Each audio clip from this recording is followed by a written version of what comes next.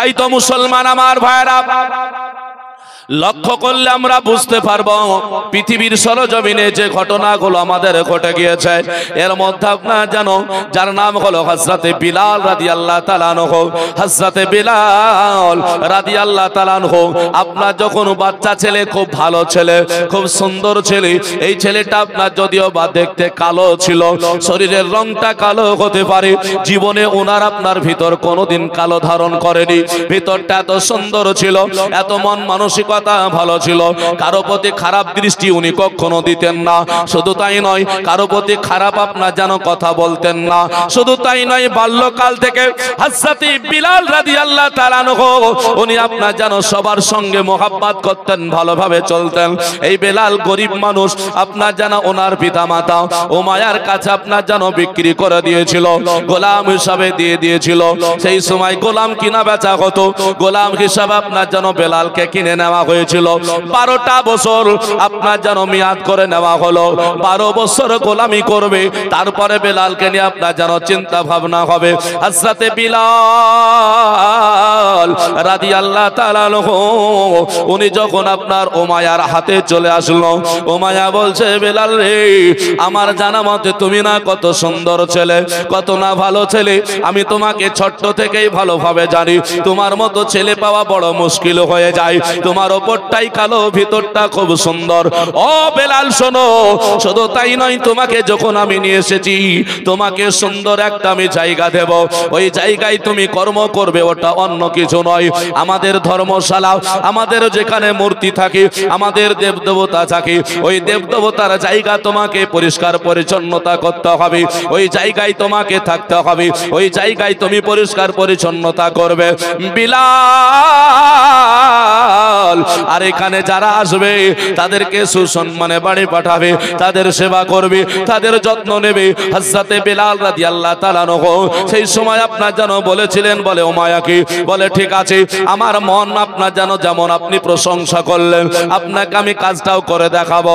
এই রকম করে নেওয়ার পরে মনে মনে চিন্তা নিলেন, আর যাই হোক, আমি ধর্মশালা পেয়েছি, অন্য কোথাও নয়। উনি নিজে মনে মনে চিন্তা করছেন, এত সুন্দর জায়গা কার নসিবে জুটে বলো।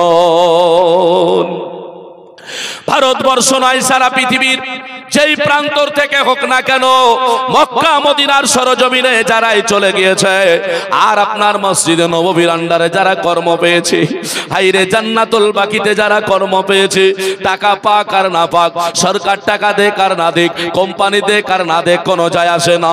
ওই ছেলেটা যদি ইমানি হালাতে, আল্লাহ রসুলের রওজাটা মুস্তাফাই গো, ইমানি হালাতে যদি থাকে, আমার বড় বিশ্বাস ছেলেটি কিয়ামতের ময়দানে জান্নাত পেয়ে যাবে। হবে না? মদিনার সরজমিনে অনেক হাজারো হাজার হাজি গিয়েছেন, পেয়েছেন জান্নাতুল আপনার রিয়াজুল জান্নাহ। আল্লাহর নবীর কবর আছে, সেইটা পার্শ্বে রিয়াজুল জান্নাহ। রাসূলের রওজা পরিষ্কার পরিচ্ছন্নতা করা হয়। জীবনে এক ফোঁটা পানি চেয়ে দেখেছেন? দিয়েছে নাকি কোনো হাজিকে? বলে এক বিন্দু পানি দেবে না। শুধু তাই নয়, যে নাকড়াটা দিয়ে পরিষ্কার করা হয়, ওই নাকড়াটার আপনার যদি বলা হয় যে একটু দাও না, কেন দেবে না? কারণ হলো এত সুন্দর জায়গার আপনার যেন সেই জায়গায় ওটাকে দেবে না। কত মানুষ কত কি করবে বলে। আল্লাহর নবী বলেছেন, রিয়াজুল জান্নাহ, জান্নাতের বাগানের মধ্যে একটি বাগান, ওই জায়গায় যারা কর্ম করবে, আল্লাহর নবী মুস্তাফা জানিয়েছে সেটা জান্নাতের বাগানেই কর্ম হবে। অবশ্যই তারাও কিয়ামতের ময়দানে আল্লাহর নবীর হাদিস বলে দিয়েছে, মান জারা আল কবরি ওয়াজিবাত লাহু শাফাতি, যে ব্যক্তি রাসূলুল্লাহর রওজা জিয়ারত করলো, রাসূলের জন্য কিয়ামতের শাফাত ওয়াজিব হয়ে গেল। আল্লাহর নবী বলে, ওই ব্যক্তির জন্য কিয়ামতের ময়দানে আমি রাসূলুল্লাহ তাকে শাফাত করব, আর আমার শাফাত পেয়ে ব্যক্তি জান্নাতি হয়ে যাবে। জোরে বলে সুবহানাল্লাহ। এর জন্য খোদার ঘর কাবা শরীফই হোক, মসজিদে নববী হোক, সেই ব্যক্তি ধন্য হয়ে যায়, সেই ব্যক্তি মন থেকে পরিষ্কার হয়ে যায়, নিজেকে পরিবর্তন করার চেষ্টা করে। ওই ব্যক্তি যদি বেনামাজি এখান থেকে যায়, যদি কাবার চত্বর থাকে নামাজ পড়ে নাই, মসজিদে নববীর চত্বর থাকলে নামাজ পড়ে, এক কথায় আজান হয়ে গেল, কর্ম ছেড়ে দিয়ে নামাজের জন্য এগিয়ে যেতে হয়, নিজেকে পরিবর্তন আনতে চেষ্টা করে। হযরতে বিলাল উনি চিন্তা করলেন, আমার ধর্মশালা পেয়েছি, অসুবিধা নাই, নিজেকে পরিবর্তনে আনতে হবে। এবার উনি আপনার যেন দেবদেবতার পূজা করতে আরম্ভ করলেন, দেবদেবতাকে আপনার শ্রদ্ধা করতে আরম্ভ করলেন। আপনার মানুষের আসে তারা যেইভাবে আপনার যেন শ্রদ্ধা করে ওইভাবে আপনার যেন শ্রদ্ধা করতে আরম্ভ হয়ে গেল। বেলাল দেখে মানুষের আসে, কেউ বা আপনার যেন কপাল ঠেকিয়ে দেয়, কেউ বা মাথা নিচু করে, কেউ বা দুখানাঘাত মাথার ওপরে তুলে দেয়, দেওয়ার পরে প্রণাম করে চলে যায়। সবাই আপনার দেখা দেখি বেলালও শিখিয়ে নিয়েছে, কিন্তু বেলালের মধ্যে এমন একটা আপনার যেন জাগ্রত চলে আসলো। বেলাল পরিষ্কার করতে করতে বেলালের কাছ থেকে আপনার যেন একটা মূর্তি পড়ে গেল। বেলাল মস্তিষ্কের মধ্যে নিয়ে আসলো হযরতে ইব্রাহিম আলাইহিস সালামের ঘটনাটা, কারণ তিনার কাছে আপনার কি বলে একটা ঘটনা ঘটেছিল। সে আবুলের হাতটা কেটে ফেলে দিয়েছিল, সেই হাতটা আপনার জানা ওঠেনি। ওই রকম করে একটা আপনার বায়ান শুরু করলেন। হযরতে বেলাল বলছেন, বলে শোনো, এ মূর্তি উঠে যাও, এ আমাদের দেবতা উঠে যাও, তাড়াতাড়ি করে খাড়া হয়ে যাও। দেবতা কোনো মতে উঠতে পারে না, সে আপনার যেন খাড়া হয় না। মনের মধ্যে চিন্তা হলো, আমি কাকে জপছি কাকে বলছি, যাকে আমি চিন্তা নিয়েছি, যাকে আমি জপতে আরম্ভ করেছি, সে নিজের উপকারটা নিজে করতে পারে না, অন্যের উপকার সে কেমন করে করবে। শুধু তাই নয়, সামনে দিকে সুন্দর, পিছন দিকে আপনার নোংরা। সামনেটাই ভালো, পিছন দিকটা ভালো না। যার ওপরটাই তো ভালো করতে পারে না, ভিতর কেমন করে ভালো হবে? নিজের হাতে তৈরি করা একটা জিনিস মনে করবেন, একটা জিনিস মনে রাখবেন, সেটা অন্য কিছু নয়। কেউ আপনার যেন কিছু মনে না নিয়ে শুধু ভাবেন একটাই, যে বলুন যিনি তৈরি করে সে বড় নাকি যাকে তৈরি করে সে বড়? একটা জিনিস আমি তৈরি করলাম, আমি বড় না যেটাকে তৈরি করলাম সেটা বড়? যে তৈরি করলো সে বড়। এবার আপনি জিজ্ঞাসা করুন, ভাই যাকে তুমি তৈরি করছো সে বড় নাকি তুমি বড়? ওই ব্যক্তি বলবে, আরে আমি তো ওকে তৈরি করলাম মানে আমি বড়। তাহলে দেখা গেল যে বড় তার ভোজন হলো না, যেই বড় তার পূজা হলো না, যে বড় আপনার তার গঞ্জন হলো না। ইসলাম ধর্ম বলতেছে, বলে শোনো, তোমাদের ধর্মের সঙ্গে ইসলাম ধর্মটা মিলিয়ে নাও, তাহলে বুঝতে পারবে। বেলাল রাদিয়াল্লাহু তাআলা আনহুর জীবনীটা নিয়ে যাব ভাবছি। ইসলাম ধর্ম মানে শান্তি, আপনি প্রমাণ কেমন করে দেবেন ইসলাম কাকে বলে?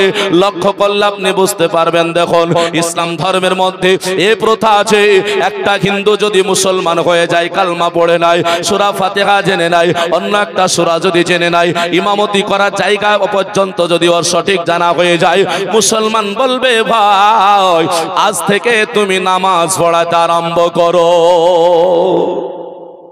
বলবে না? বলবে না? আপনাকে যদি কেউ জিজ্ঞাসা করে যে ইসলাম ধর্মটা তো শান্তি, তার প্রমাণ কি বলো তো? আপনি দিতে পারবেন? আপনাকে এভাবেই দিতে হবে। ইসলাম ধর্ম হলো ওই ধর্ম, রাজা বাদশা কাউকে মানে না, গরিব ফকির কাউকে মানে না। সবাই মসজিদে গেলে একটাই, খোদার ঘরে গেলে সবাই সমান। প্রধানমন্ত্রী আসুক, রাস্তার ভিখারি আসুক, সবাই সমান, কেউ ছোট বড় নয়। কারো জন্য জায়গাও আলাদা হয় না, হয় নাকি? কারো জন্য জায়গা আলাদা হয় না। আল্লাহর নবী ইসলাম মানে শান্তি তো দেয়, সুন্দর করে দিয়েছেন, এমনি তো নয়। তাহলে আমাদের ধর্মশালা হলো সবাই ওখানে ঢুকে গেলে সবাই সমান হয়ে গেল। শুধু তাই নয়, আপনি চলে যান হিন্দুদের ধর্মে, যদি আপনি যান দেখবেন, আপনি মুসলমান থেকে যদি একটা হিন্দু হয়ে যায়, মন্দিরে উঠতে দেবে? দেবে? মন্দিরে উঠতে দেবে না। ওরা ব্রাহ্মণ ছাড়াই তো আর অন্য কাউকে উঠতে দেয় না। সারা জিন্দেগি ঢোল বাজালো, কোনোদিন মন্দিরে উঠেছে দেখেছেন? ঢোলটা নিজেই চলে, আনন্দ করো নিচে, আপনার যেন ফুর্তি করো নিচে, ওখানে আপনার যেন উঠতে দেবে না। তাহলে বোঝা গেল আপনি খ্রিস্টানের কাছে চলে যান, মুসলমান থেকে আপনি খ্রিস্টান হয়ে যান, আপনাকেও তাদেরকে যাতে উঠতে দেবে না, গুরুদুয়ারে আপনাকে যেতে দেবে না। একমাত্র যে ধর্মটা হলো শান্তি, একমাত্র যেটা হলো আসল ধর্ম খোদার কাছে, সেটা হলো ইসলাম। তার কারণ হলো পৃথিবীর যে কোনো ধর্মের মানুষ ইসলামের মধ্যে যদি চলে আসে, তাহলে তার আর পূর্বেকার মুসলমানের মধ্যে পার্থক্য দেখা দেয় না। সবাই সমান, কাঁধে কাঁধ মিলিয়ে নামাজ পড়বো, কাঁধে কাঁধ মিলিয়ে চলবো। আমি যা খাবো পারলে তোমাকে খাওয়াবো, আমার জায়গা তোমাকে দিয়ে দেব, স্থান পরিবর্তন আলাদা কিছু হবে না। আমার বলার উদ্দেশ্য ভাই অন্য কিছু নয়, সেটা হলো ইসলাম মানে শান্তি। হযরত বিলাল উনি চিন্তা করে বলে যেই দেবতার আমি কাজ করি এই দেবতাটাই তো আজকে নিজের উপকার করতে পারে না, ওঠে না। বেলাল চিন্তা করে মনের মধ্যে নিয়েছে কোন ধর্মটা তাহলে পালন করতে হবে। দেবতা আপনার যেন মূর্তিকে তুলে দেওয়ার পরে দেখলো তার আপনার যেন চোট খেয়েছে, কিন্তু চোট খেলে হবে কি ওনার কিছু করার নাই। ওনাকে সবাই জিজ্ঞাসা করে, বেলাল বলছে পড়ে গিয়েছিল, নিজে একটু চোট খেয়ে ভেঙে গিয়েছে যেমনই বলা। আপনার যেন সবাই জিজ্ঞাসা করলো, বেলাল গো কেমন করা ফেলে দিল আমাদের দেবতা? বেলাল বলছে তোমাদের দেবতাকে আমি ফেলে দিইনি, পড়ে গিয়েছে, আমি কি করব? যাই হোক বিভিন্ন রকমের কথা হলো, মানসিকতা আপনার কোন দিকে গেল, নিজের চেঞ্জ হবে, নিজে পরিবর্তন হবে, ধর্ম খোঁজ করবে। এবার আপনার যেন চিন্তা করতে করতে চলে গেল, বলে কোথায় গেল? এমন সময় খবর হয়েছে ওই আপনার যেন গুরুদুয়ারে কি বলে মূর্তিশালাতে মানুষ আসে পূজা করে আর আপনার যেন চলে যায়, খাবারগুলো আনে রাখে চলে যায়। উনি সবার সেবা করে, কাউকে কোনোদিন বুঝতে দেয় না। বেলাল একদিন আপনার যেন দরজা খুলেছে, রাস্তার ধারে দাঁড়িয়ে আছে, আল্লাহর নবী রাস্তা দিয়ে হেঁটে যায়, ইসলামের দাওয়াত দেয়। দেখার পরে সুন্দর নুরানি চেহারা, মাথায় পাগড়ি রয়েছে, বেলালের ধারণা রয়েছে মোহাম্মদ নাকি ইসলাম ধর্ম প্রচার করে, আমাদের ধর্মটাকে বাতিল বলে ঘোষণা দিয়েছে। চেহারা সুন্দর, চরিত্র আপনার রাস্তায় গিয়ে যেতে দেখেই বুঝে নিয়েছে বেলাল এই পথিক, পথের বলে আপনার যেন ডাক দিল, পথের পথিক বলে যেমন ডাক দেওয়া। আল্লাহর নবী গেলেন, গিয়ে বলছেন কে তুমি? বলো। বলে আমার নাম হলো বেলাল। তাই নাকি? বলে হ্যাঁ। বলে আমারে ডাকলে কেন? বলো। বেলাল বলে আপনার নামটা আমাকে একটু বললে ভালো হয়। আল্লাহর নবী বলছেন আমার নাম হলো হযরতে মুহাম্মাদুর রাসূলুল্লাহ। জোরে পড়ে সাল্লাল্লাহু আলাইহি ওয়াসাল্লাম। নবী মুস্তাফা যেমন আপনার যেন বলেছেন আমার নাম মুহাম্মদ। বেলাল বলছে তাহলে কি আপনার আব্বার নাম আব্দুল্লাহ? বলে হ্যাঁ, আমার আব্বার নাম হলো আব্দুল্লাহ। বলে আপনার মায়ের নাম আমিনা? বলে হ্যাঁ। বেলাল নবী বলছে বেলাল রে তুমি কেমন করে জানলে বলো আমার পরিচয়? বেলাল বলছে আমি যেখানে থাকি এখানে করে একদিন শুনেছিলাম আপনার গুণগান হচ্ছিল, আপনার চর্চা হচ্ছিল, আপনি নাকি আখেরি জামানার পয়গম্বর। বেলাল বলল ও মুহাম্মদ একটু আমাকে বলবেন? বলে কি? আপনি যে ধর্মটা প্রচার করছেন তার মালিকটা কে? নবী আমার বললেন অন্য কেউ নয়, আমার মালিক হলো আমার স্রষ্টা রব্বুল আলামিন। বেলাল বলে মুহাম্মদ ওই স্রষ্টা আল্লাহকে কি একটু চিনানো যাবে?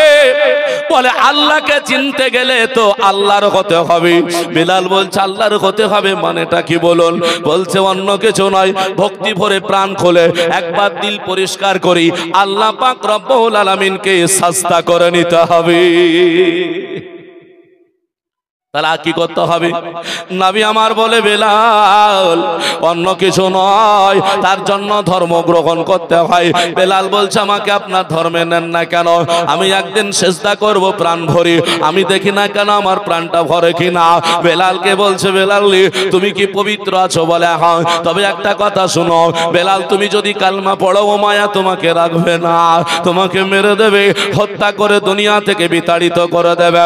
বেলাল বলছে কে মারবে আর কে রাখবে ওটা জানি না, জগতে দেখছি মানুষ আস্তে দুনিয়া থেকে চলে যাচ্ছে, আমাকেও তো একদিন যেতে হবে, তবে আপনি দেরি না করে তাড়াতাড়ি করে বলুন। বেলালকে বলল ও বেলাল তাহলে যাও না একটু ওযু করে আসো না, আমি তওবা করে তোমাকে ওযুর পরে তওবা করে একটু কালেমা পড়ায়া দিই। তবে শোনো মুহাম্মদ জোর করে মুসলমান বানিয়েছে বলো না? বলে কোনোদিনই বলবো না।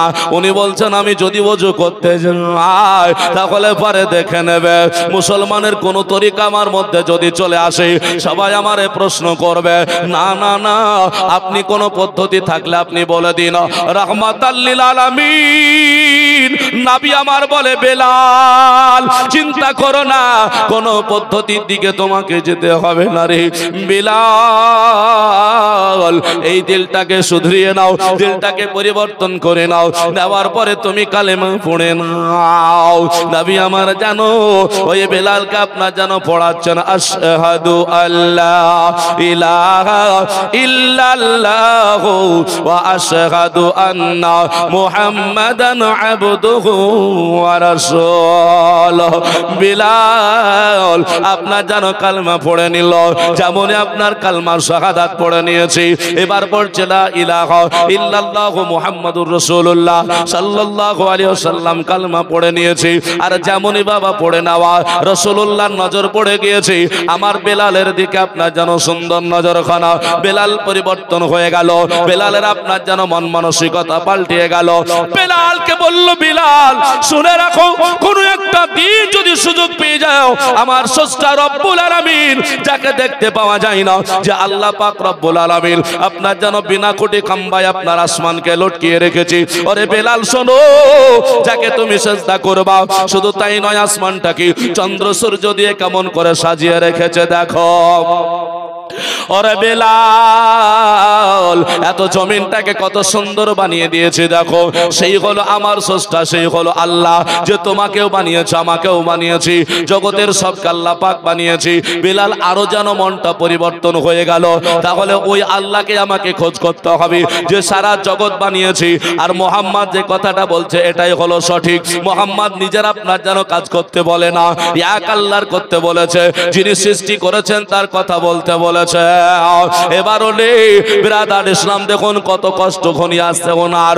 বেলাল উনি চিন্তা করে বলে যা মানুষগুলো আসবে তাদের একটা জায়গা করে দি, বাইরের দিকে একটা যেন সুন্দর করে জায়গা করে দেওয়া হলো, যাতে করে মানুষ আসার ওখান থেকে চলে যায়, প্রসাদ খাবার যা দেবে দেওয়ার পরে যেন চলে যায়। আর আজান যখন হয় বেলাল ওই ঘরের চত্বরে এক কিনারায় নামাজ পড়ে নেয়, জায়গা পরিবর্তন যদি হয় ওইখানে আল্লাহকে সাজদা করে নামাজ পড়া যায়। বেলাল নামাজ পড়তে শুরু করেছে, জোরে বলবেন না। নবীকে একদিন দেখলেন, কথা বললেন, ইসলাম গ্রহণ করলেন, নামাজ পড়তে হবে। বেলাল জেনে গিয়েছে, কিছুই জানে না, সাজদা করতে বলেছেন, আল্লাহকে সাজদা করার জন্য তৈরি। মুসলমান গো যেমনই বাবা নামাজ পড়লো আল্লাহ পাককে সাজদা করলো, নিজের দিল পরিবর্তন হয়ে গেল। কেন না আমার আল্লাহ বলেছেন ইন্নাস সালাতা তানহা আনিল ফাহশাই ওয়াল মুনকার। বেলাল পরিবর্তন হয়ে গেছে। বেলাল গফরে নামাজ পড়ে, মানুষ আসে চলে যায়, কেউ বাবা কারো নজরে কোনোদিন জুটেনি। বেলাল এমন একটা দিন নামাজ পড়তে আরম্ভ করেছে, আর বেলাল সাজদা দেবে কি আপনার যেন মানুষ এসে হাজির, তাকায়া দেখে বেলাল আপনার যেন কখনো মাটিতে মাথা লাগায়া দিচ্ছে, কখনো আপনার যেন রুকু করছে, হাঁটুতে হাত দেয়, কখনো আল্লাহু আকবার বলে হাত তুলে আপনার যেন বেঁধে নেয়। বেলাল এইরকম করে আপনার যখন আপনার উঠা বসা করতে আরম্ভ করলো, জনগণ মনে করেছি বেলাল আর আপনার ভালো নয়, বেলালের ব্রেনটা খারাপ হয়েছে, বেলাল বারবার উঠা বসা কেন করে, বেলাল আপনার যেন ছাপড়াই কেন, তারা নামাজ পড়ছে এটা তারা বুঝতে পারে না, তারা মনে করলো বেলালের ব্রেনটা খারাপ হয়ে গেল। সবাই তাকায়, বেলাল চিন্তা করে আল্লাহ তোমার আমি সাজদা করি, এতদিন জগতের মানুষ কেউ আমাকে দেখেছিল না, আজকে দেখে নিল, ভয়ে উনি নামাজটা বাবা ছাড়ছেন না, সবাই দাঁড়িয়ে দাঁড়িয়ে দেখতে আরম্ভ করলো। উনি জানেন নামাজের সময় পার হয়ে গেলে নামাজ আর আমার আদায় করা যাবে না, সবাই দেখো আর না দেখো কোনো যায় আসে না, এক আল্লাহর ইবাদত আমাকে করতে হবে। সময় পার হয়ে যায়, বেলাল বড় চিন্তায় পড়ে গিয়েছে, এই সময় যদি নামাজ ছেড়ে দিই গুনাহগার হয়ে যাব। 12টা বছর গোলামি করার জন্য মায়ার আপনার যেন হাতে বন্দি, কোথাও যেতে পারবে না, কোথাও যেতে দেবে না। সবাই বলা বলি শুরু করলো, গ্রামগঞ্জের শুরু হয়ে গেল। আমাদের ওই মূর্তিশালায় যে খাদিমদারটা আছে, যাকে পরিষ্কার পরিচ্ছন্নতা করার জন্য রেখে এসেছি, সে মাথা ব্রেন খারাপ হয়ে গেল। আজকে যেন ওঠা বসা করে, মুসলমানদের মতো আপনার যেন ওঠা বসা করে। ও মায়া বলল, তাই নাকি? বলে ও মায়ার কানে চলে গিয়েছে। ও মায়া বলল, কি করে বেলাল? ও মায়াকে বলল, বলে ও মায়া গো, ওই বেলাল যেন কখনো মাটিতে মাথা লাগাইয়া দিচ্ছে, কখনো যেন খাড়া হয়ে যায়। ও মায়া জ্ঞানী ব্যক্তি, ও মায়ার বুঝতে বাকি হলো না, মুহাম্মাদের খপ্পরে বেলাল মনে হয় পড়ে গিয়েছে। ও মায়া দেরি করে না, ও মায়া আপনার যেন তাড়াতাড়ি করে বাড়ি ছেড়ে আপনার যেন ধর্মশালায় চলে আসলো। আসার পরে বেলাল রাদিয়াল্লাহু তাআলা আনহুকে জিজ্ঞাসা করলো, ও বেলাল রে, তুমি না কত ভালো ছেলে, তোমাকে ভালো বলে এখানে রাখলাম, তুমি কত ভালো ছেলে, কত না সুন্দর ছেলে, শুনলাম নাকি তুমি উঠা বসা করছো, কখনো মাটিতে আজকে কপাল ঠেকাছ। বেলাল বলল, ওগো মালিক, বলে হ্যাঁ হ্যাঁ হ্যাঁ, তবে কি করছো বলো। ও মায়াকে বেলাল বলে, মালিক, আমি অন্য কিছু করি নাই, আমি সাজদা করে আল্লাহ পাককে খুশি করতেছি। জোরে বলে সুবহানাল্লাহ। ও মায়া বলে, একবারও কি তোমার ভয় লাগে না? আল্লাহকে সাজদা করো কথাটা আমার সামনে বলতে তোমার কোনো ভয় হলো না? তুমি একবারও ডরলে না, তোমার জান ডরলো না? বেলাল বলতেছি, বলে শুনুন, আমি এসেছি আপনার গোলামি করার জন্য, আপনার কর্ম করার জন্য। আপনি আমাকে কর্ম করতে দেবেন, আমি আপনার কাজ করে দেব, আপনার কাজ আমি পুষিয়ে দেব, বুঝিয়ে দেব। ধর্ম নিয়ে আপনি কোনো কথা আমাকে বলবেন না, কারণ ধর্মের জন্য আমার সঙ্গে কাজকে চুক্তি হয়নি, আপনার গোলামি করার জন্য, কর্ম করার জন্য আমাকে চুক্তি করে নিয়ে এসেছেন। ব্রাদার, যেমন এই কথা বলা, ও মায়া আপনার যেন রেগে গেল। ও মায়া বলে, না রে না, শুধু এই কারণে নয়, আমি যদি নিয়ে এসেছি আমার কথা মতো চলতে হবে। উমায়াকে আপনার বেলাল রাদিয়াল্লাহু তাআলা আনহু বললেন, না, সব কাজে আপনি যেন দেবেন এটা হবে না, আপনি আমাকে যেখানে কর্ম দিয়েছেন আমি কর্ম করে যাব। উমায়াকে আপনার যেন ভয় করে না। উমায়া বলল, বেলাল, আজ তুমি বলো কি কারণে তুমি উঠা বসা করছো? উনি বলছেন, বলে আমি কি কারণে সেটা আপনাকে বলবো না, তবে এতটুকু বলবো, বলে আমি একটা সঠিক ধর্ম খুঁজে পেয়ে গিয়েছি। মন গেলে নেন, না মন গলে না নেন, কোনো যায় আসে না। উমায়া বলছে, তোমাকে ছেড়ে দেবো এটা তুমি জানলে কি করে বলো? তোমাকে ছাড়বো এটা জানলে কি করে বলো?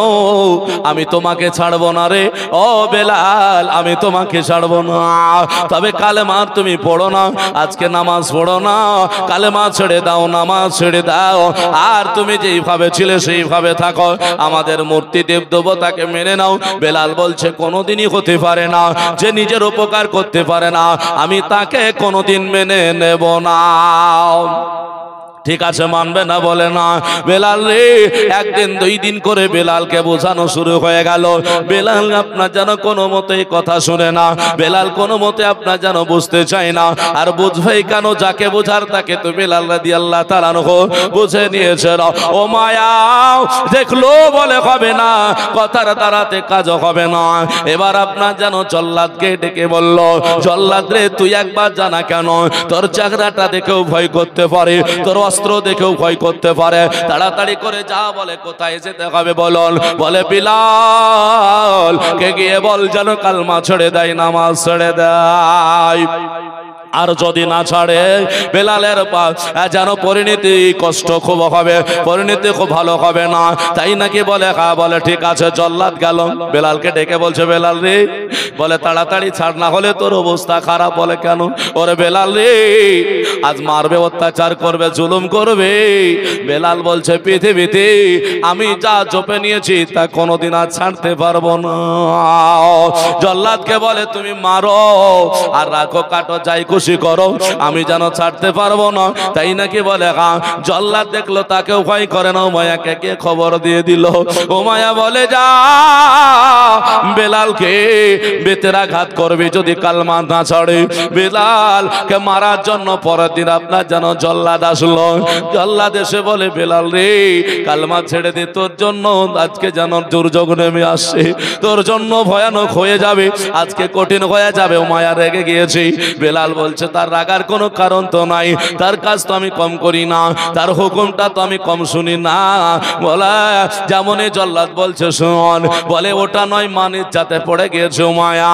বলে উমাইয়ার খাবে, উমাইয়ার থাকবে, উমাইয়ার কাছে গোলামি করবে, আর উমাইয়ার কথা না শুনে অন্যের ধর্ম পালন করবে।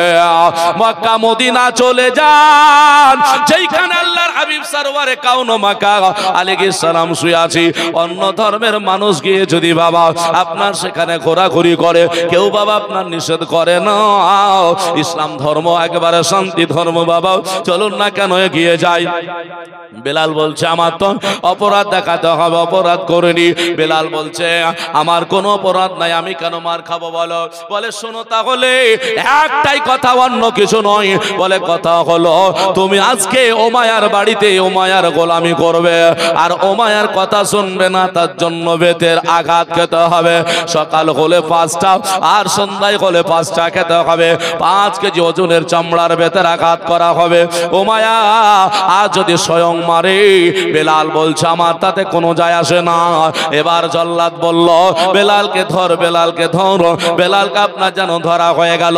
হযরতে বিলাল রাদিয়াল্লাহু তাআলা আনহুকে ধরার পরে যেমনই আপনার ওই চামড়ার বেতের আঘাত করেছে, বেলাল প্রথম আঘাত খেয়ে পড়ছেন বিসমিল্লাহির রহমানির রহিম।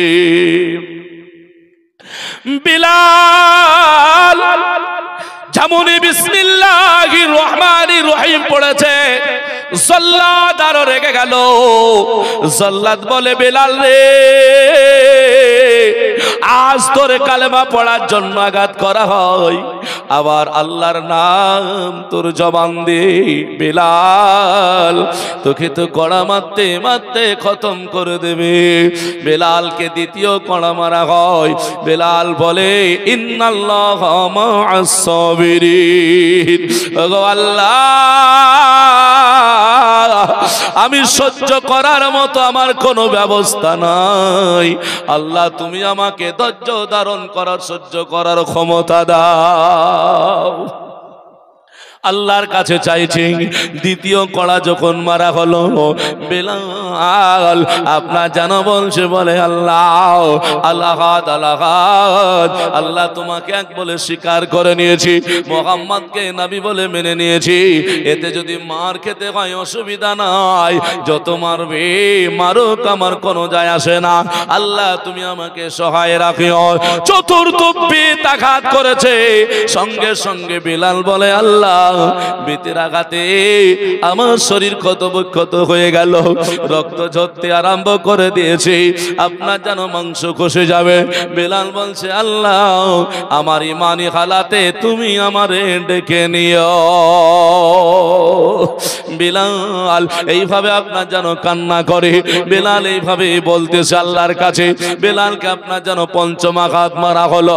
বেলাল রাদিয়াল্লাহু তাআলা আনহু বলে মাওলা আমার ইমানি হালাতে শুধু ডেকে নিয়ে এমনটা নয়, আমি যেন কিয়ামতের ময়দানে রাসূলুল্লাহর সামনে আমি ইমানি হালাতে যেন দাঁড়িয়ে থাকতে পারি।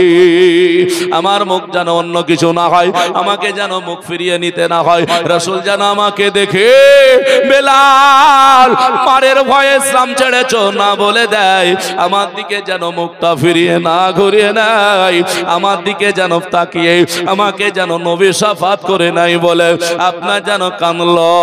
5টা বেতের আঘাতে 5টা বাবা কথা বলা হলো। উমাইয়াকে জল্লাদ গিয়ে বলে দিল ও গো জল্লাদ কি বলে শুনুন না কেন। উমাইয়াকে বলছে উমাইয়া ও গো বাদশা, আজকে যে গোলাম রেখেছ, যাকে আজকে আমাদের মূর্তিশালাতে রাখা হয়েছে, একে যত আঘাত করি আর তত ইমানের জজবা বেড়ে যায়। যত মারি ইমান তাজা হয়ে যায়, যত আঘাত করিয়া আল্লাহর নামটা জপে যায়। ও মায়া বলছে তাই নাকি? বলে হ্যাঁ। তাহলে কি করতে হবে? আরে বলে কি করতে হবে? আপনি চিন্তাধারা নিয়ে নেন, আমাদের সমাজে ক্ষতি হয়ে যাবে, আমাদের সমাজে বরবাদ হয়ে যাবে। যেমন ও মায়াকে বলা হলো, ও মায়াকে যেমনই শোনানো হলো, ও মায়া বলছে বলে এ জল্লাদ একটা কথা ভালো করে মনে রাখ, এইভাবে যদি আজকে কালেমা না ছাড়ে, বেলালকে গিয়ে বলে দেয় আজকে রাত্রিতে তার গাছের সঙ্গে হাতটা খাড়া করে বাঁধা হবে, তাকে সারা রাত হাত তার নিচে দেওয়া যাবে না। বেলালকে আবার জল্লাদ বলল তাড়াতাড়ি কালেমা ছাড়ে, না হলে রাত্রিতে আজ ঘুমাতে দেবে না। বেলাল বলছে বলি কেবল তো রক্ত ঝরা শুরু হয়েছে, আমার শরীরে এক মাংস আছে, আমার শরীরে এখনো পর্যন্ত শরীরটা ঠিক আছে, আমি নবী মুস্তাফার কালমা ছাড়বো না, আমি তো অপরাধ করি নাই। ও মায়া এই খবর আবার হয়ে গেল। ও মায়া বলল শোন, আজ সারাটা রাত জানো, ও মায়া বলে তার হাতটা খাড়া করে দিয়া গাছের ডালে বেঁধে দিবি, আর পাঁচ পা নিচে করে মাটিতে ঠেকিয়ে রাখবি, ঝুলন্ত অবস্থায় রাখবি না, তবে হাতটা নামতে দেবে না। বেলাল যেন সারাটা রাত চোখের পাতা না ফেলতে পারে, ঘুম যেন না যেতে পারে। বেলালের জন্য কি ভয়াবহ নেমে আসছে দেখল। এত কিছুর পরে কি বেলাল কালমা ছেড়েছে নাকি? এত কিছুর পরে কালেমা ছাড়ে না। আমাদের মুসলমানের ছেলেরা চায়ের দোকানে বুক ঠুকিয়ে বলে একবার ফিলিস্তিন যেতে পারতাম, বলছে না? বলে না? ওই ছেলেটা বাজারে দেখেন কি করে বেড়ায়, এমন করে বুক ঠুকিয়ে বলে। আর জলসা হলে আপনার জানো জলসায় আসে না, যে যুবকদেরকে আপনার রসুল ফলো করেছেন, যে যুবকদের দিকে রসুল্লাহ তাকিয়েছেন, যে যুবকদের দিকে ইসলাম তাকায় গো, ওই যুবকদের এখন আর চরিত্র ঠিক নাই, আকীদার ঠিক নয়। শুধু তাই নয়, মাথাগুলো তাকায়া দেখবেন ফুলকপি গজায় আছে, ফুলকপি গজে আছে না? যাদের জন্য ইসলাম বলল, ইসলাম ফলো করলো, আজ তারা নাই গো বাবা।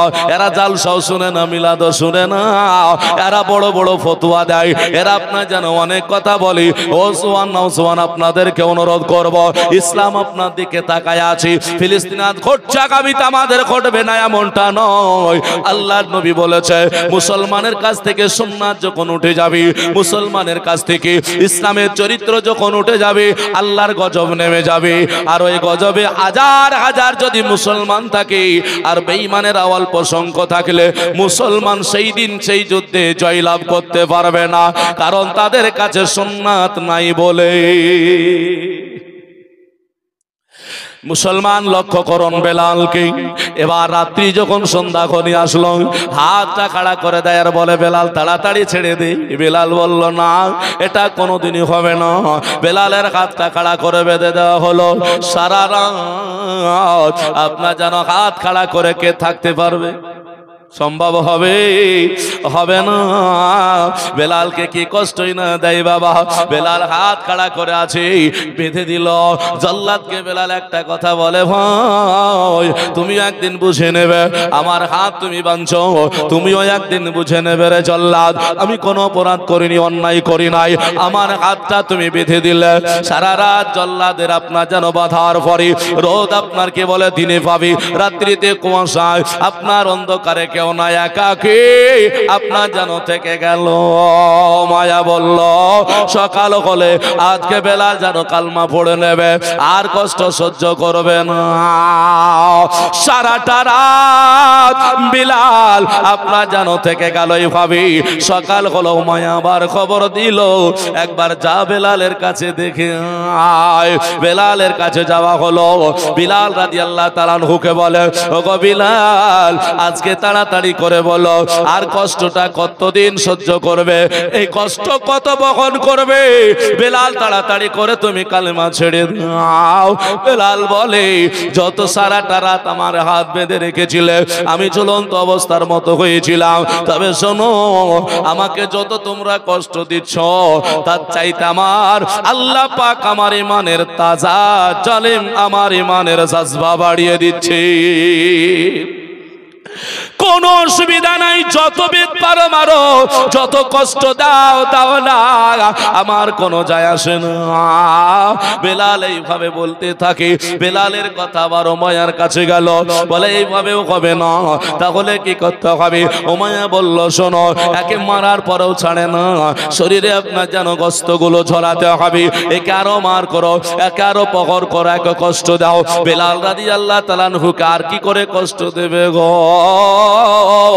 উমাইয়া বলল, বলে এক কাজ করো। বলে কি করতে হবে? বলে একে খাওয়া দাওয়া বন্ধ করে দাও, একার খাবার দেওয়া যাবে না, একার খাবার দেওয়া যাবে না। দেখি কত বড় ইসলাম কবুল করেছে, কালেমা কতটুকু কবুল করেছে, কালেমার ভক্ত কতটুকু দেখো। এবার আপনার যেন খাবার বন্ধ করে দেওয়া হলো। একদিন গেল, 2 দিন গেল, ক্ষুধার্ত লেগেছে, পিপাসিত লেগেছে। উমাইয়া জানে যে নবীর কালেমা পড়েছে, ওর কাছে হারাম যাবে না, হারাম খাবে না, খাবে না। এই বলে আপনার যেন উমাইয়া বলল কি, আমার বেলাল রাদিয়াল্লাহু তাআলা আনহুর জন্য হারাম খাদ্য শুয়োরের মাংসটা নিয়ে গিয়ে দিল। বেলাল দেখার পরে কাঁদে আর বলে, আল্লাহ গো, আল্লাহ তুমি আমার ইজ্জতটা রক্ষা করে নিও, আমার মওত যদি হয়ে যায় তবে এই হারাম খাবার বেলাল খাবে না। বেলাল কাঁদছে, আল্লাহ তুমি আমার ইজ্জতটা রক্ষা করে নিও, কারণ কখনো আমার হাত বেঁধে দেয়, কখনো পা বেঁধে দেয়, কখনো লটকিয়ে দেয়, আমার শরীর থেকে যেন কাপড়টা খুলে না যায়।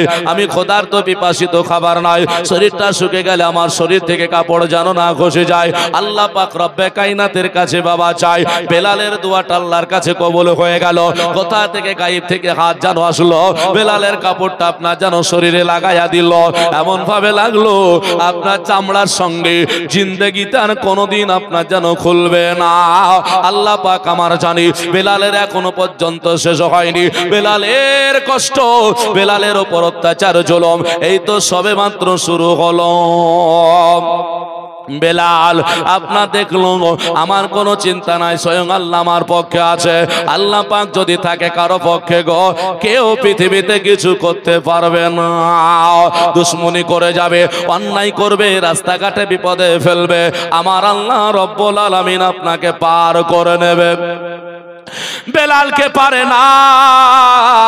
উমাইয়া বলল, এত হবে না, বেলালের জন্য একটা কাজ করো। বলে কি কাজ করতে হবে? বলে বেলালের হাত দুটো বেঁধে দাও আর পা দুটো বেঁধে দিও, ওকে যেন রাস্তার চৌরাস্তার মোড়ে নিয়ে গিয়ে সবার সামনে আজকে যেন আঘাত করো, সারাটা দিন রৌদ্রতে ফেলে রাখবে, বেলালকে ওখান থেকে তুলবে না, আর সবার সামনে যত মন চাইবে ভিতরে আঘাত করে যাবে। বেলাল রাদিয়াল্লাহু তাআলা আনহুর এইভাবে আপনার যেন হাতটা বেঁধে দিল, পাটা বেঁধে দিয়ে গিয়ে চৌরাস্তার মোড়ে আপনার যেন ফেলে রাখলো। বেলাল কাঁদে, আল্লাহ আমার আর কোনো উপায় হবে না, আল্লাহ আমি যে এত আঘাত খাচ্ছি আমার কোনো অসুবিধা নাই, তবে আল্লাহ তুমি আমার সহায়, আল্লাহ তুমি আমাকে সাহায্য করো। এত মারল, এত আঘাত করলো, হলো না। বেলাল রাদিয়াল্লাহু তাআলা আনহুর জন্য আর কি কি কষ্ট দিয়েছিল দেখুন। উমাইয়া দেখলো এত কিছু আমার জল্লাদ দিয়ে হলো, আমার গোলামদের দিয়ে হলো, এবার আমি নিজে বেলালের জন্য একটা কঠিন শাস্তি দেব। এর জন্য বেলাল রাদিয়াল্লাহু তাআলা আনহুকে শাস্তি দেওয়ার জন্য বলল, তোমরা জঙ্গলে চলে যাও, পাহাড়ের উপরে চলে যাও, পাহাড়ে ছোট ছোট বাবলার গাছগুলো হয় দেখবেন, কোন জায়গায় কেউ আজমির শরীফ চেপে গেলে দেখবেন পাহাড়ে আপনার যেন ছোট ছোট বাবলার গাছ হয়, কাঁটাগুলো বেশ বড় বড় হয়, খুব আপনার যেন লম্বা, খুব শক্ত হয়। ওই সময় উমাইয়া বলল পাহাড় থেকে আপনার যেন বাবলার কাঁটাগুলো নিয়ে এসো, আর নিয়ে আসার পরে বিছিয়ে দাও। আমি উমাইয়া বেলালকে বলবো কালেমা ছেড়ে দিতে, যদি ছাড়ে তো ভালো, আর যদি না হয় আমি বেলালকে কাঁটার উপরে গড়ায়া দিব। এইরকম করে বাবা হুকুম করা হলো, আপনার কাঁটাগুলো নিয়ে আসা হলো। মহিলারা দেখে আর কাঁদে, আল্লাহ একই দশা, একটা মানুষ যদি ধর্ম ত্যাগ করে দেয়, এত অত্যাচার করা ভালো নয়, মানুষটাকে দিয়ে দেবে কারো হাওয়ালে, তাহলেই তো হয়ে যায়। এই মানুষটার উপরে এত জুলুম কেন? এইভাবে আপনার যেন কাঁদে, কিন্তু হলো না। বেলালের জন্য ওই কাঁটা আপনার নিয়েছে, বিছানো হয়ে গেল। উমাইয়া দেখলো কাঁটা বিছানো, উমাইয়া গিয়ে বলে বেলাল রে, আমি খুব আদর করে যত্ন করে তোমারে নিয়ে এসেছিলাম। উমাইয়া বলে বেলাল, আমি তোমারে কত না ভালোবেসেছি রে বেলাল, তাড়াতাড়ি করে তুমি যেন কালমা ছাড়ো, না হলে তোমার কাজ কাটাতে তোমাকে শোয়া দেব। শুধু তাই নয়, তোমার শরীরে ঢুকে যাবে, তোমার শরীর ক্ষত বিক্ষত হয়ে যাবে, শরীরের রক্ত ফোয়ারা হয়ে যাবে, শরীরের গোশতগুলো বের হয়ে চলে আসবে। বেলাল বলে মায়া, ধর্ম সম্পর্কে কথা বলো না, ধর্ম সম্পর্কে কথা বলো না, কালমা ছাড়তে বলো না, তোমার যত দেওয়ার কষ্ট আমারে দাও। শুনলো না বেলাল রাদিয়াল্লাহু তাআলা আনহু, না শোনার কারণে আমার বেলাল রাদিয়াল্লাহু তাআলা আনহুকে আপনার যেন জমিনে গড়াইয়া দিয়া গোটা শরীরে কাটায় ক্ষত বিক্ষত করে দিল। আল্লাহুম্মা সাল্লি আলা মাওলানা মুহাম্মদ ওয়ালা আলে মাওলানা মুহাম্মদ সাল্লাল্লাহু আলা মুহাম্মাদিন মোহাম্মদ হরদম সবাও পাক নামে মোহাম্মদ হরদম সবাও শফিআনা মোহাম্মদ জন্ম আমার নবীর যুগে হলে কেমন হতো, জন্ম আমার নবীর যুগে হলে কেমন হতো, দুই নয়নে রাসূল পাক দেখিলে কেমন হতো, জন্ম আমার নবীর যুগে হলে কেমন হতো। আস্ত বসে হাজারাতে বিলালের মধুর জান, আস্ত বসে হাজারাতে বিলালের মধুর জান, যে আজানে ছিল কত অগো প্রেম মুগ্ধ রহমান, দয়াল নবীর পিছে নামাজ পড়লে কেমন হতো, জন্ম আমার নবীর যুগে হলে কেমন হতো। আল্লাহুম্মা সাল্লি আলা মাওলানা মুহাম্মদ ওয়ালা আলে মাওলানা মুহাম্মদ সাল্লাল্লাহু আলা মুহাম্মাদিন মুহাম্মদ হরদম সবাও পাক নামে মুহাম্মদ হরদম সবাও শাফিআনা মুহাম্মদ সাল্লাল্লাহু আলাইহি ওয়াসাল্লাম। বাপজি আমার ভাইরা, তাহলে বুঝতেই পারছেন বেলালকে আমার কত কষ্ট দেয়, কত আঘাত দেয় গো বাবা বেলাল। তবু বাবা আপনার নবীর কালমা ছাড়ে না। কোন দরদি মুসলমান আছে গো এত কষ্টের পরে ইসলামটাকে যেন ধরে থাকবে? আছে বর্তমান কেউ নাই। যদি একবার শুনতে পাই বলে চতুর্দিকে বেঈমানেরা ঘেরাও করেছে, আজ তোমাদেরকে মেরে ফেলবে, তাদের ধর্ম যদি গ্রহণ না করা হয়, আমাদের বর্তমানে ইমান বর্তমান যেমন মানুষের আছে এরা অধিকাংশ হয়তো চলে যাবে বলে ধর্ম ত্যাগ করে দিলাম। ইমান এমন ভাবে শক্ত করে রাখুন যাতে করে কোন রকমের কোন অসুবিধা না হয়ে যায়। মুসলমান গো আমার, কিন্তু আমাদের বর্তমানে তো নামেরও ঠিক নাই। নাম যদি রাখেন আব্দুর রহমান তো বলবে এটা বুড়া নাম। যদি বলেন আবু বাকার রাখো বলে চলবে না, বলে বেলাল রাখো বলে ওটা তো চলবেই না। বলে না বলেন ওগুলা চলছে না, ওই নামগুলো বাবা আমাদের চলে না। তাহলে কি করতে হবে? কোন নাম? বলে নিত্য নতুন নাম রাখতে হবে বাবা। নাম যদি ঠিক মতো না রাখা হয় গন্ডগোল, গন্ডগোল হবে না? একটা বাড়িতে গল্পটা আপনাকে শোনায় বুঝতে পারবেন, আর মা বোনেদের কথা তো আলাদা।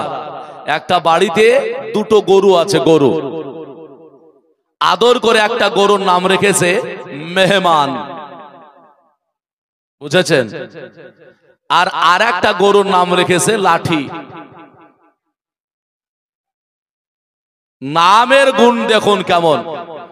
আর এই নাম রাখার কারণে বাড়িতে এমন একটা দিন এসেছে মেহমান এসে হাজির। তো বাড়ির যিনি গার্জেন তিনি কি বলছেন জানেন? বাড়ির মেয়েকে বলছে, বলে শোনো, বলে কি হলো? ওই গরু দুটোকে আনতে যাওয়ার সময় বলে যে গরুটার নাম মেহমান রেখেছে ওই গরুটাকে নিয়ে এসেছে। আর স্ত্রীকে বলছে, বলে মেহমানটাকে ধরো, আর যার নাম লাঠি সে কিন্তু পালিয়ে গিয়েছে। তো বলছে মেহমানকে ধরো আর আমি লাঠিটা নিয়ে আসি। আচ্ছা বলেন, বাড়িতে যদি মেহমান নতুন যায় ও কি আর দাঁড়াবে? দাঁড়াবে না। কেমনি পালিয়ে যাবে? বলে আমাকে ধরতে বলে আর লাঠি আনছে মানে মারবে। আসলে কিন্তু তা নয়। কিয়ামতের ময়দান যখন হবে, হাসরের দিন যখন হবে, আল্লাহ মুহাম্মদ বলে ডাক দেবেন, আর যতগুলো নাম মোহাম্মদ আছে সব গিয়ে হাজির। আল্লাহ বলবে কি ব্যাপার, তোমাদেরকে তো ডাকিনি। বলে কাকে ডেকেছেন? বলে আমার রসুলের নাম মোহাম্মদ, তাকে ডেকেছি। বলে তা তো হয়নি, মোহাম্মদ বলে ডেকেছেন, আমাদেরকে বলুন। আল্লাহ পাক বলছেন যে বলে আমি তো ডাকিনি, হবে না তো। যা, আমার রসুলের নামে নাম সম্পর্ক আছে, যা তোদেরকে আমি আজ জান্নাত দিয়ে দিলাম। জোরে বলে সুবহানাল্লাহ। নামের গুণ ভালো, নাম যদি হয় ভালো, কিয়ামতের ময়দানে তার প্রতিফল পাওয়া যাবে। মুসলমান লক্ষ্য করুন, তো বেলাল রাদিয়াল্লাহু তাআলা আনহু কে উমাইয়া এত কষ্ট দিল, বেলাল পরিবর্তন আর হয় না, যা হওয়ার হয়ে গিয়েছে।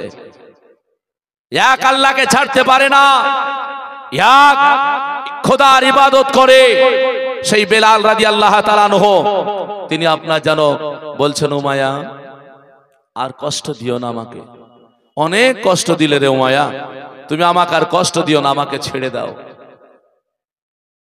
তোমার গোলামিটা করব, তুমি আমাকে ছেড়ে দাও। উমাইয়া বলে না না, হবে না। বলে কেন? আমি দেখলাম, জল্লাদ দেখলো, গোলামেরা দেখলো, কেউ তোমাকে পারলো না, কেউ তোমাকে কালেমা ছাড়াতে পারেনি। এবার আমাদের যিনি নেতা বাদশাহ, আমাদের সর্দার, তাকে ডাকবো, খবর দেব, তারপরে তোমার ব্যবস্থা নেব। তাদের সর্দার বাদশাহ কি? অন্য কেউ নয়, সে হলো আবু জাহেল। আবু জাহেলকে খবরটা দেবে। আবু জাহেল কি করে? এবার আবু জাহেলের কাছে খবর হলো। আবু জাহেলকে বলছে, আবু জাহেল বলে আমাদের কাছে বেলাল বলে একটা ছেলে ছিল, তবে মোহাম্মদের খপ্পরে পড়ে গিয়েছে, মোহাম্মদের কালেমা পড়ে নিয়েছে, আর ছাড়ে না কোনোদিন। খুব কষ্ট দিয়েছি, মেরেছি, আঘাত করেছি, ছাড়ে না। সব ঘটনাটা বললেন। আবু জাহেল বলছে এ তো সামান্য, আমি যাব, সব ছেড়ে দেবে, তবে একটা কাজ করে। বলো কি? আমি কিন্তু দুপুর বেলায় যাব, আর এই রৌদ্রের সময় রৌদ্রতে বেলালকে নিয়ে গিয়ে ফাঁকা মরুভূমি পাথরের উপরে তোমরা রাখবে।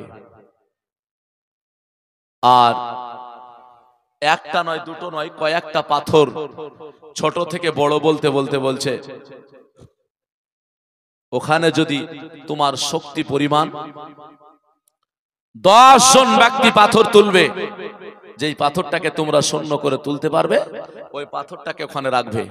বলে কেন? বলে তার কাজ আমি করব, পাথরটা রেখাই তো। প্রায় 3 থেকে 350 মণ ওজন একটা পাথর। জোরে বলি সুবহানাল্লাহ। 300 থেকে 350 মণ ওজন এই পাথরটাকে রাখা হলো। আবু জাহেল যেভাবে যা বলেছে সেইভাবে সেই কাজগুলো করতে আরম্ভ করেছে। ইসলাম কি কষ্টে আমাদের জন্য পৌঁছে দিয়েছে আমাদের কাছে, কিন্তু আমরা মানি না। আমাদেরকে ইসলাম প্রতিষ্ঠিত করতে হয় না বাপ, আমাদেরকে ইসলাম দাঁড়িয়ে রাখতে হয়, ইসলামের উপর দাঁড়িয়ে থাকতে হয়, ইসলামের যেন ক্ষতি না হয়ে যায়। যারা রক্ত দিয়ে জীবন দিয়ে ইসলামকে আজকে আপনার প্রতিষ্ঠিত করেছেন তিনারা ভুলে গেলেন। তিনারা তো দূরের কথা, সামান্য ভারতবর্ষে যিনি খাজা বাবা এসেছিলেন ইসলাম নিয়ে আমাদের কাছে, তিনাকেই তো মানুষ ভুলে গেল। এরকম আছে না নাই? যিনি এসে আমাদের গায়ে ইসলামটা দিয়ে গেলেন, ইসলামটা সুন্দর, সেই ইসলামটাকে ভুলে গেল।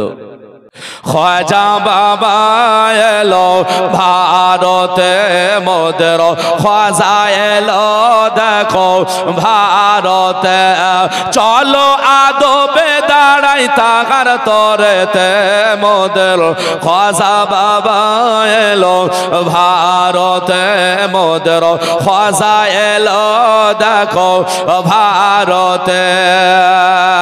খাজা বাবা ছিলেন তিনি অতি দূরে বিদেশে, কিন্তু আসিলেন তিনি নাবি পাকের আদেশে, নাবি পাকের আদেশে।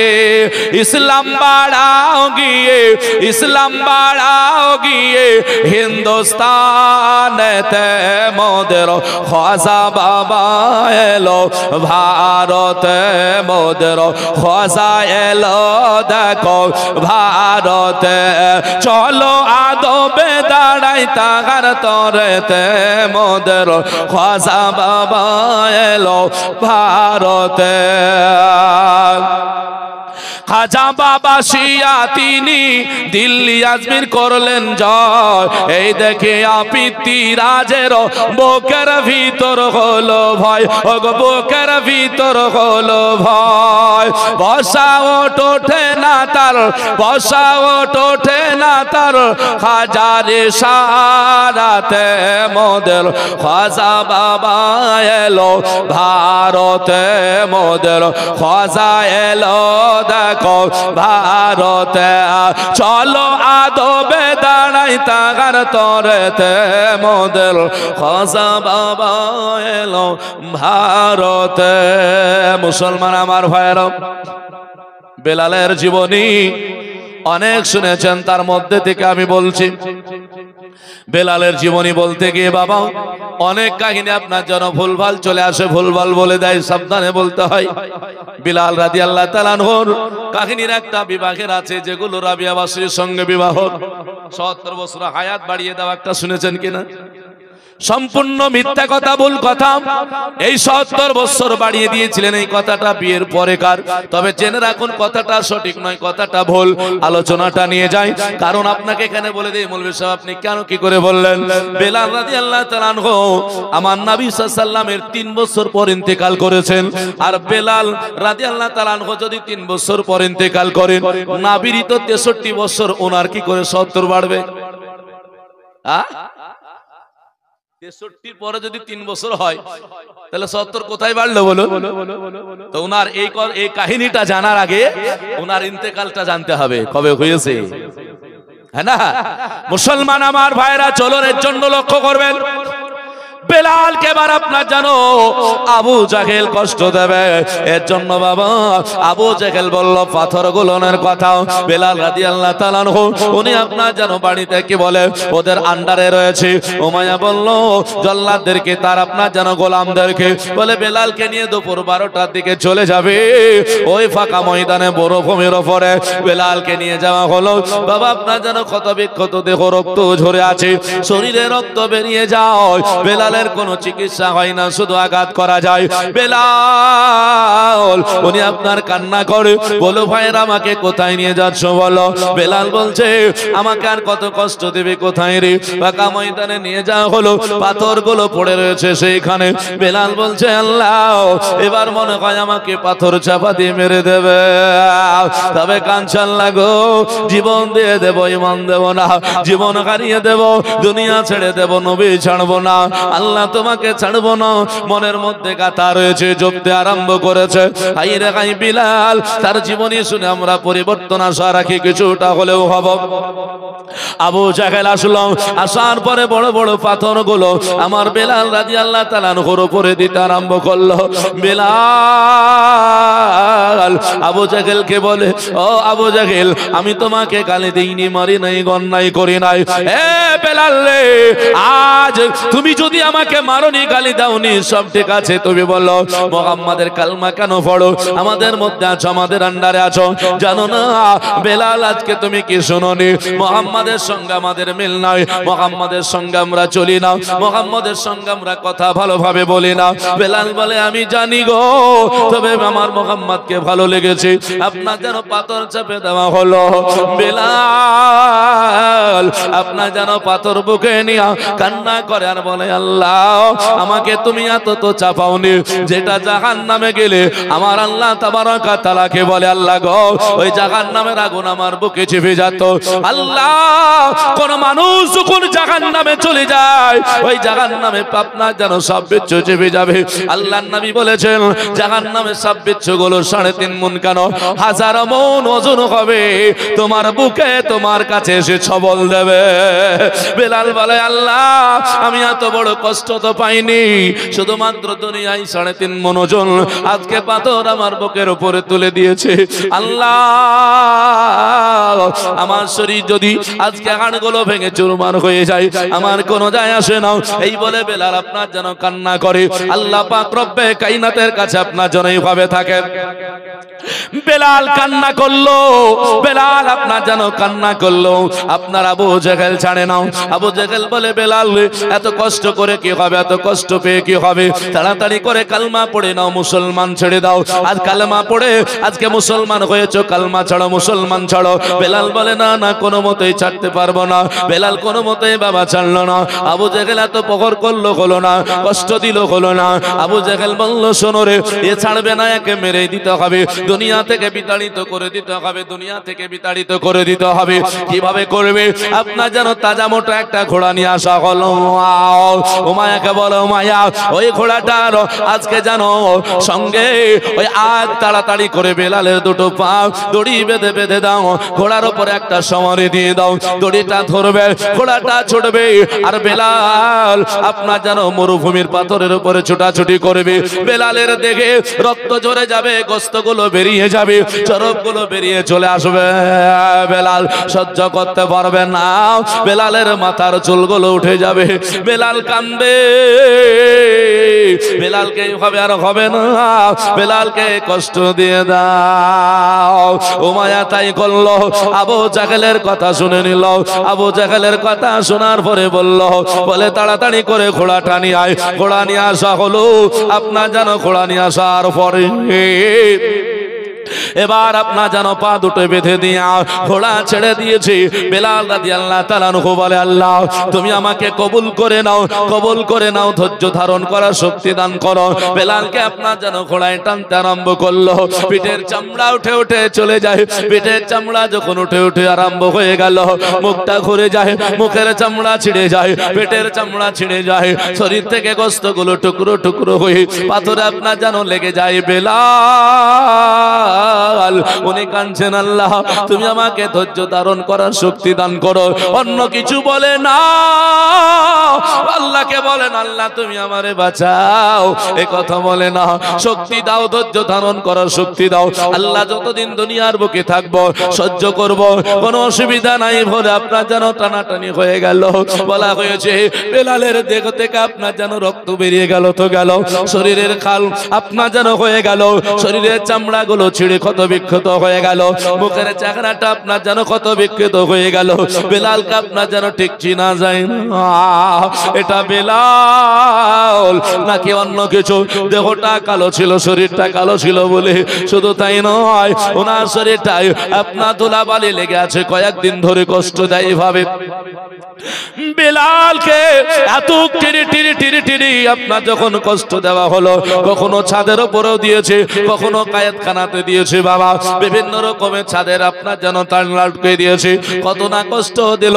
দেওয়ার পরে এক রাস্তার ধারে দেখলো বেলাল আর আপনার যেন হাত পা চলে না, বেলাল আর চলতে পারবে না, বেলাল আপনার যেন শেষ হয়ে গিয়েছে, বেলালের শ্বাস প্রশ্বাস ঠিক চলে না, পেটটা আপনার যেন নড়ে না, আপনার যেন জ্ঞান হারা হয়ে গিয়েছে মনে হলো।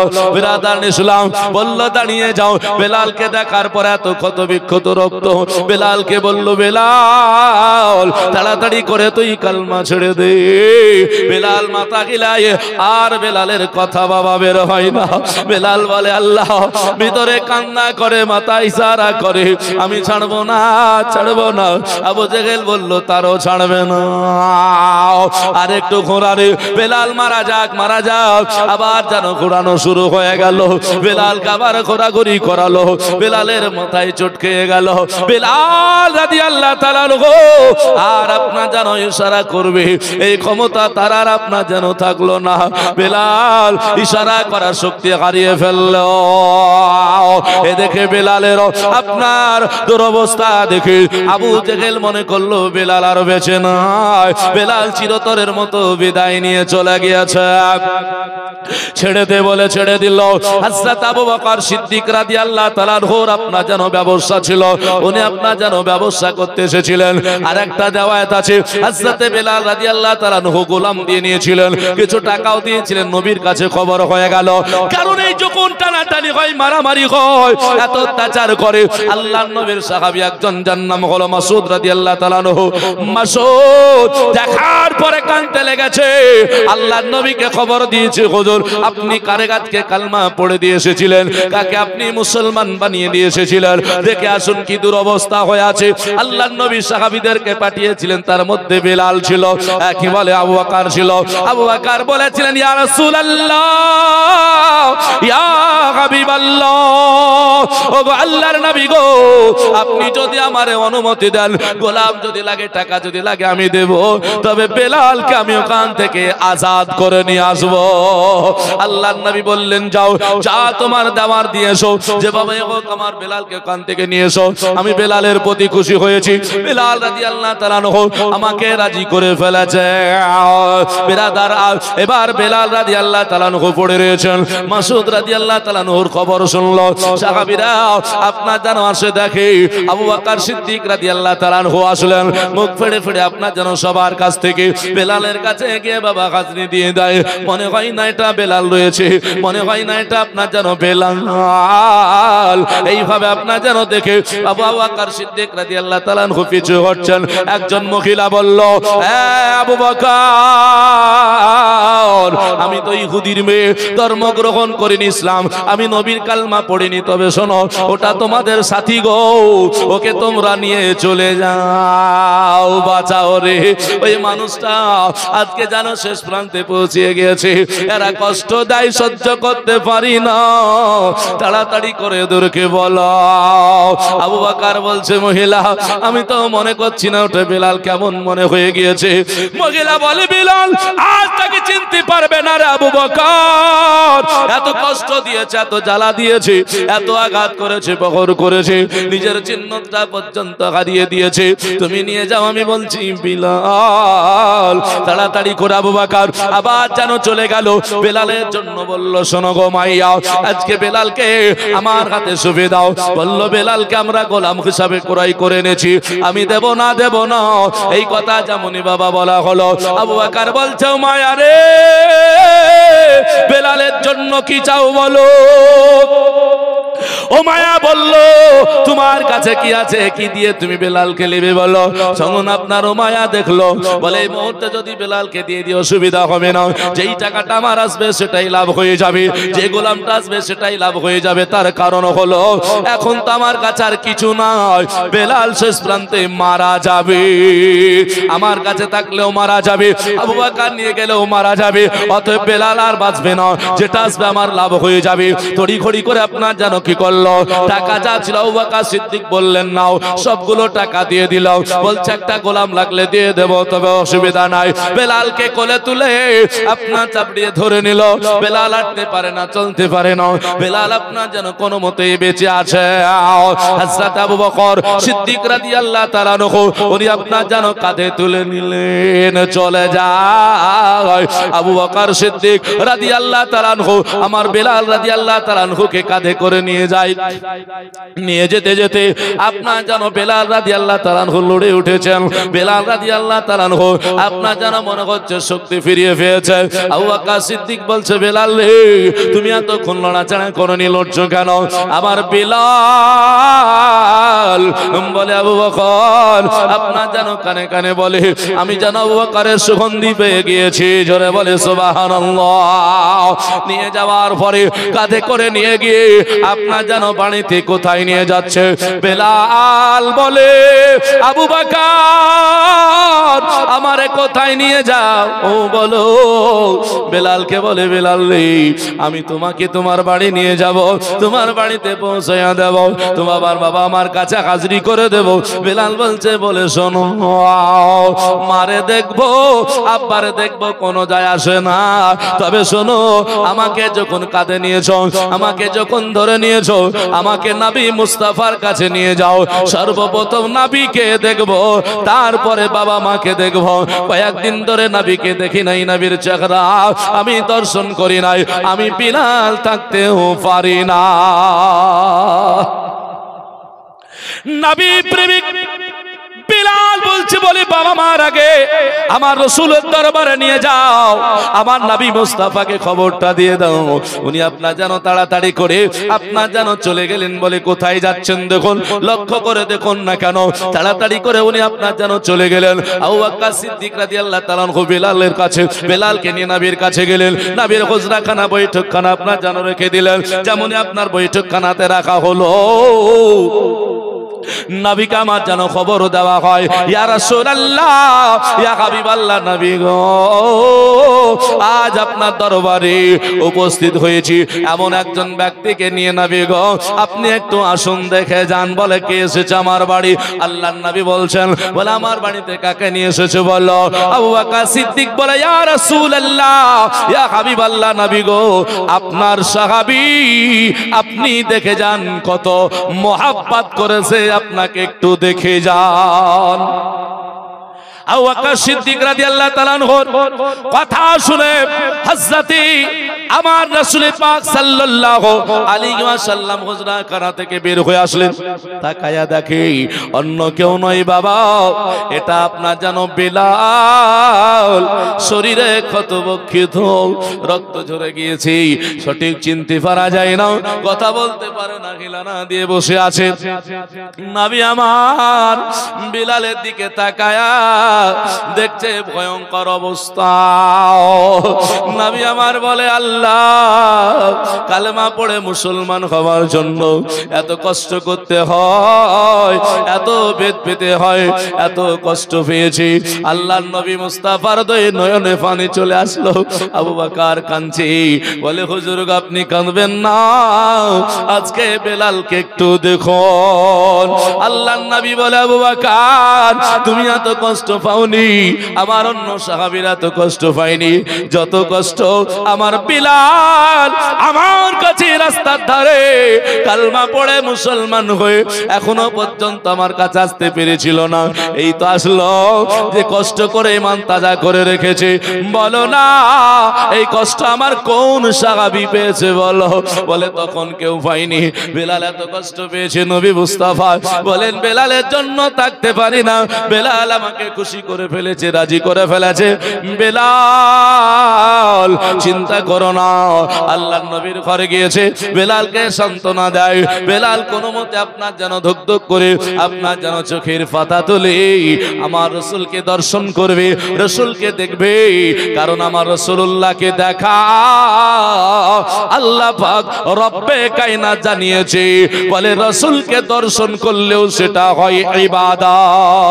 নারে তাকবীর, আল্লাহু আকবার। নারে রিসালাত, মাসলা के आला हजरत मौलाना मोहम्मद रफीकुल इस्लाम साहेब, नारे तकबीर, नारे रिसाला। রাসূলুল্লাহ ও আমার ভাইয়েরা গো, আল্লাহর নবীকে দেখলে সেটা হয় ইবাদত। আল্লাহর নবী বলেছেন শোনো, আর আমি দুনিয়া থেকে যখন চলে যাব, দুনিয়া ছেড়ে দেব, তোমাদের চোখের আড়াল হয়ে যাব, আমি তার জন্য রেখে গেলাম ওলামা। ওলামাকে যদি তোমরা দেখো, আমাকেই তোমাদের দেখা হয়ে যাবে। ওলামার পার্শ্বে যদি বসো, নবীর পার্শ্বে বসা হবে। ওলামার পার্শ্বে যদি মুসাফা হয়, নবীর সঙ্গে মুসাফা হবে। ওলামার সংস্পর্শে থাকলে কিয়ামতের ময়দানে আমার নবী মুস্তাফার সংস্পর্শে থাকা হবে। একেবারে বুকে হাত দিয়ে বলতে হবে, বর্তমান ওলামাদের প্রশংসা হয় না, গীবত হয়। যে ইমামের পিছনে নামাজ পড়ে বের হয়ে গেলেন, চায়ের দোকানে গিয়ে ওই মৌলবীর গীবত চলছে, হয় না? হয় না? হাই রে নমাজি, বেনমাজিদের কি বলবো, নমাজিদের মধ্যেও আছে, তবে সবাই না বাপ। খবরদার এই কাজ করিয়েন না। আপনার কাছে কোনো ইমাম যদি খারাপ হয়, পারলে আপনি পার্সোনাল বলে, ইমাম সাহেব গো এটা ভালো না, এটা ভালো লাগছে না, কবে খবরদার কখনো গীবত করিয়েন না বাপ। মুসলমান আমার ভাইয়েরা শুনুন,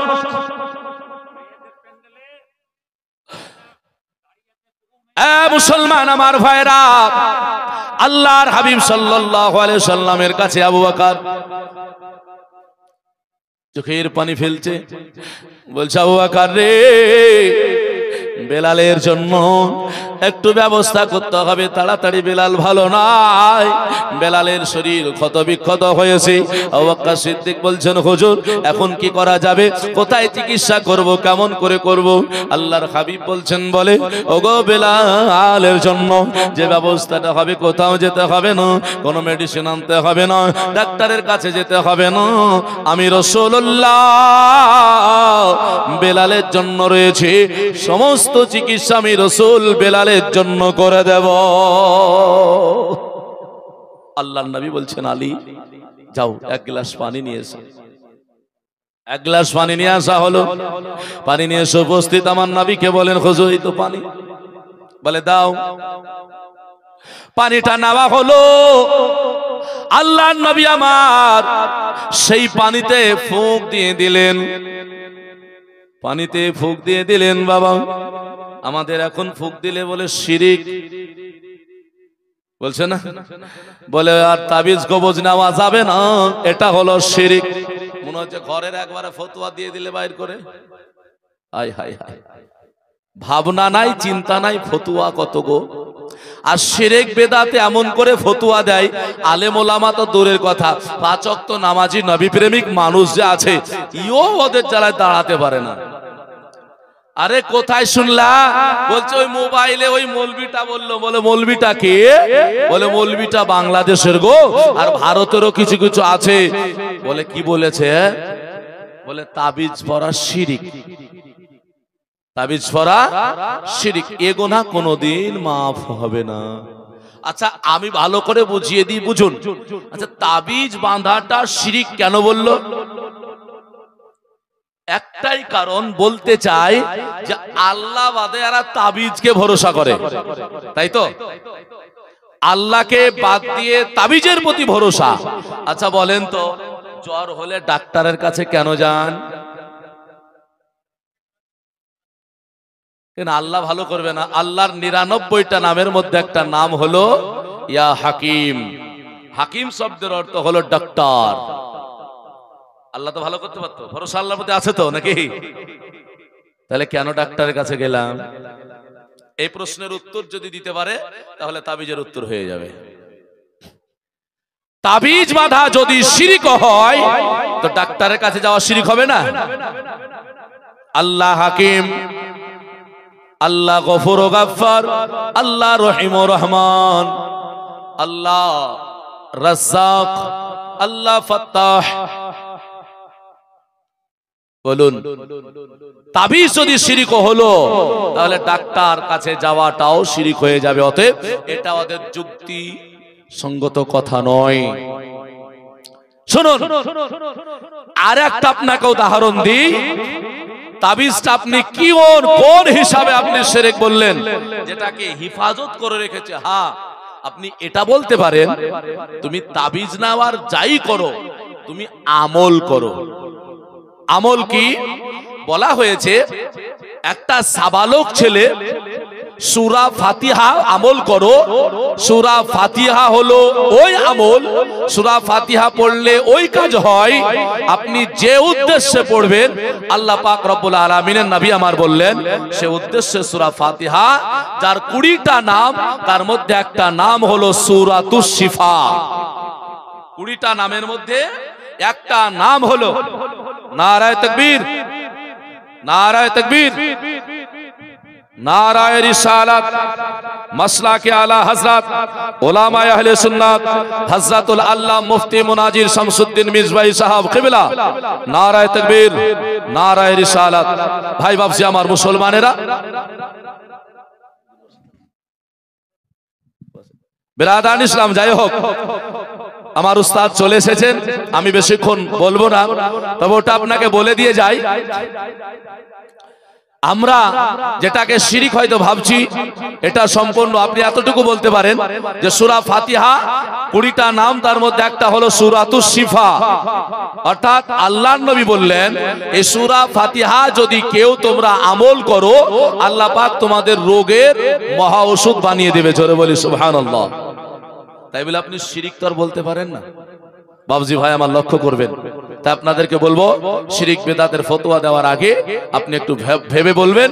আর হযরত আছেন, আলোচনা শুনবেন, মুফতি মানুষ, মুনাজির মানুষ, ওনার আলোচনা শুনবেন তো কত ভালো লাগবে দেখবেন বিরাদার।